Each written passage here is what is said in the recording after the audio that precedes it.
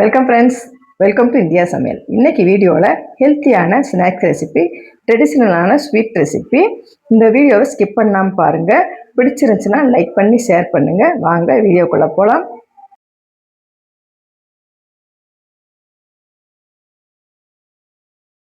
ஒரு மிக்சிங் பவுல் எடுத்துக்கோங்க. அதில் ஒரு கப் அளவு ராகி மாவு எடுத்துக்கலாம்.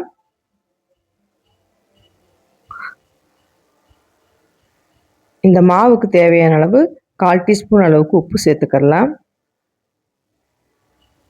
2 டீஸ்பூன் அளவுக்கு நாட்டு சர்க்கரை, 1 டீஸ்பூன் அளவு நெய் சேர்த்துடலாம். இப்போ சேர்த்துட்டு நல்லா கலந்து விட்டுக்கோங்க. இந்த நாட்டு சர்க்கரை, நெய், உப்பு எல்லாமே இந்த மாவோட நல்லா கலந்து வரணும். இப்போ நல்லா கலந்து விட்டுக்கலாம். இப்போ இந்த அளவுக்கு நல்லா கலந்து விட்டாச்சு. கொஞ்சம் கொஞ்சமாக தண்ணி ஊற்றி சப்பாத்தி மாவுக்கு பிணையிற மாதிரி நம்ம பிணைஞ்சு எடுத்துக்கிடலாம். ரொம்ப ஹார்டாக பிசையாமல் ஓரளவுக்கு சாஃப்டாக பிணைஞ்சிக்கோங்க. இப்போ இந்த அளவுக்கு நல்லா நான் சாஃப்டாக பிணைஞ்சாச்சு.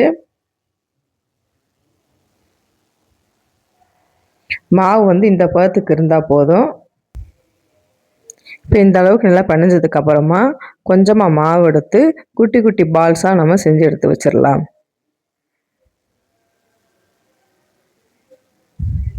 இந்த அளவுக்கு பால்ஸ் இருந்தால் போதும். எல்லா மாவுகளையும் இந்த மாதிரி பால்ஸை நம்ம செஞ்சு எடுத்து வச்சிடலாம். இப்போ இந்த அளவுக்கு நான் செஞ்சு எடுத்து வச்சாச்சு. இப்போ நம்ம ஆவியில் வேக வைக்க போகிறோம். அதுக்கு நம்ம இட்லி தட்டில் எல்லா பால்ஸையும் ஒன்றா சேர்த்துடலாம். இப்போ ஆவியில் வேக வைக்கிறதுக்கு தண்ணி வந்து நல்லா சூடாக இருக்குது. இப்போ தட்டை மேலே வச்சு மூடி போட்டு ஒரு 15 நிமிஷம் மீடியம் ஃப்ளேமில் வச்சு வேக வச்சு எடுத்துடலாம். இப்போ பார்த்தீங்கன்னா நல்லா சாஃப்டாக வெந்திருக்கு. கையில் நீங்கள் தொட்டு பார்த்தீங்கன்னா கையில் ஒட்டாமல் இருக்கணும். இப்போ இந்த அளவுக்கு நல்லா சாஃப்டாக வெந்திருக்கு. இதை எடுத்து நம்ம ஆற வச்சிடலாம். இப்போ ஒரு கடாயில் 1 கப் அளவுக்கு நாட்டு சர்க்கரை சேர்த்துக்கோங்க. சர்க்கரை வந்து நல்லா மூழ்கிற அளவுக்கு தண்ணி சேர்த்துடலாம். இப்போ நாட்டு சர்க்கரையாக இருக்கிறதுனால தூசி மண் எதுவுமே இல்லை. அப்படி இருந்துச்சுன்னா நீங்கள் வடிகட்டி சேர்த்துக்கோங்க. வெல்லம் வந்து நல்லா கரைஞ்சிருச்சு. இப்போ கரைஞ்சதுக்கப்புறமா நம்ம செஞ்சு வச்ச உருண்டைகள்லாம் இதோடையே சேர்த்துடலாம். வேக வச்ச உருண்டைகளை சேர்த்துக்கோங்க. சேர்த்து ஒரு 10 நிமிஷம் அந்த வெல்லத்திலே நல்லா வேகணும். அப்போ தான் அந்த வெல்லத்தில் வெந்து வர்றப்போ அந்த கொழுக்கட்டை வந்து நல்லா ஸ்வீட்டாக இருக்கும்.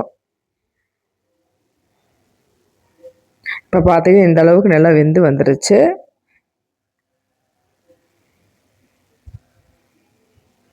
நெக்ஸ்ட்டு பார்த்தீங்கன்னா தேங்காய் பால் 1 கப் அளவுக்கு சேர்த்துக்கோங்க. நல்லா அரை மூடி தேங்காயை நல்லா கெட்டியாக பால் எடுத்து இந்த மாதிரி ஊற்றிக்கோங்க. தேங்காய் பால் ஊற்றுனதுக்கப்புறமா ஒரு 10 நிமிஷம் வேக வச்சு எடுத்துக்கிட்டிங்கன்னா போதும், கரெக்டாக வந்துடும். வாசனைக்கு 1/2 டீஸ்பூன் அளவுக்கு ஏலக்காய் தூள் சேர்த்துடலாம்.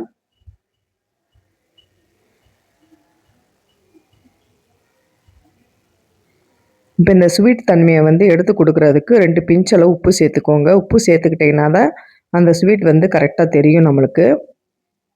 இப்போ தண்ணியெல்லாம் நல்லா கொஞ்சம் வற்றி வரணும். இப்போ இந்த அளவுக்கு நல்லா வற்றி வந்துருச்சு. இந்த பக்குவத்துக்கு இருந்தால் போதும்.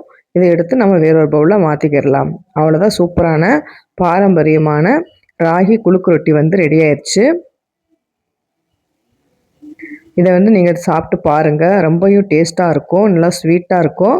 சாப்பிடாத குழந்தைகளுக்கு கூட இந்த மாதிரி செஞ்சு கொடுத்தீங்கன்னா ரொம்ப விருப்பப்பட்டு சாப்பிடுவாங்க.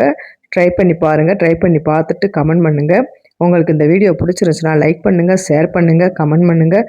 உங்களை நான் வேறு சந்திக்கிறேன். பாய். Thanks for